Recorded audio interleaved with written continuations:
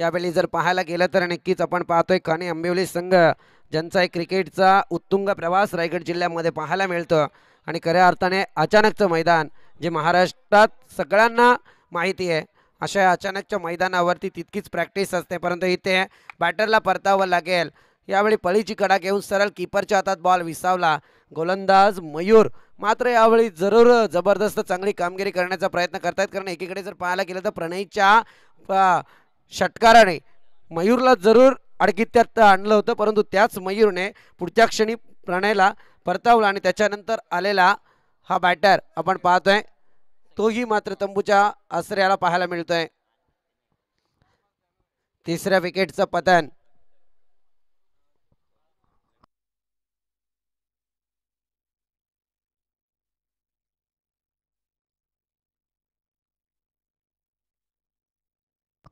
संकेत new batter मैदानात दाखल झालेत।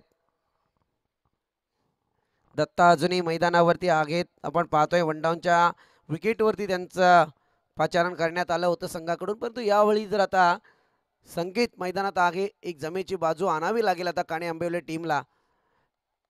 दुसरा षटक आहे, 4 षटकांचा मर्यादित खेळ। शॉर्ट टर्म क्रिकेट, टेनिस जगतातला शॉर्ट टर्म क्रिकेट आपण अनुभवतोय। आमदार चषक 2023 चांगला स्ट्रोक यावेळी हवाई सफर। इथे सध्या काणे आंबिवली संकटात जरूर आहे।